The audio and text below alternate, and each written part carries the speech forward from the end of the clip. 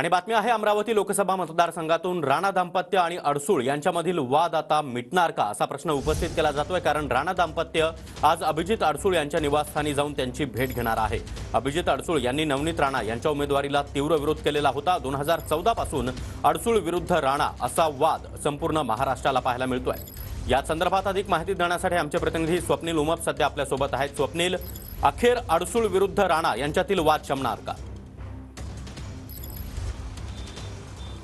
नक्कीच राणा विरुद्ध अडसूळ हा वाद जो आहे तो गेल्या 10 वर्षांपासून अमरावती लोकसभा मतदारसंघच नव्हे तर अवघ्या महाराष्ट्राने पाहिलेला आहे। 2014 आणि 2019च्या निवडणुकीत राणा विरुद्ध अडसूळ जे आहेत ते दोन्ही उमेदवार आमने सामने आलेले होते आणि 2019च्या निवडणुकीमध्ये अडसूळांचा पराभव जो आहे तो खासदार नवनीत राणांनी केला आणि त्यानंतर त्यांनी जो तो महायुतीला पाठिंबा दिलेला आहे। मोदींसोबत त्या नवनीत राणा गेले आणि त्यामुळे अमरावतीच्या लोकसभेसंदर्भात जेव्हा उमेदवारीवरनं चर्चा सुरू होती त्यावेळेस खासदार नवनीत राणांना भाजपकडनं तिकीट मिळणार अशी चर्चा होती। त्याच वेळेस जे आहे ते अडसूळांनी प्रचंड विरोध जो आहे तो नवनीत राणांच्या उमेदवारीला केलेला होता। शिवसेनेचा हा संपूर्ण बालेकिल्ला आहे त्यामुळे आम्हाला उमेदवारी मिळाली पाहिजे अशी जी ती मागणी अभिजित अडसूळांनी केली होती, आनंदराव अडसूळांनी केली होती। त्यामुळे उमेदवारीवरनं जो आहे तो दोघांमध्ये पुन्हा संघर्ष झालेला होता। सोबतच एक वेळेला राजकारण सोडेल परंतु नवनीत राणांचा प्रचार करणार नाही असं जे आहे ते अडसूळांच्या वतीनं सांगण्यात आलेलं होतं। अनेक गंभीर आरोप जे आहेत ते राणांवर अडसूळांनी केले होते परंतु आता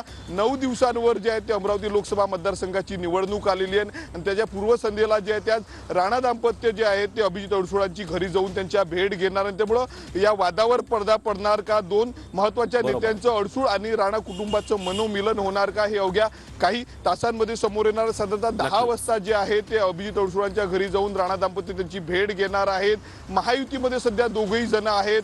अभिजित अडसूळ जर पाहिले तर मुख्यमंत्री एकनाथ शिंदे यांच्या जवळचे मानले जातात तर राणा दाम्पत्य जे आहे ते उपमुख्यमंत्री देवेंद्र फडणवीस यांच्या जवळचे मानले जातात। अमरावतीमधील गाजलेला हा वाद, हे राजकारण आणि हा विरोध आता संपणार का हे पाहणं महत्त्वाचं आहे। धन्यवाद या सविस्तर माहितीसाठी।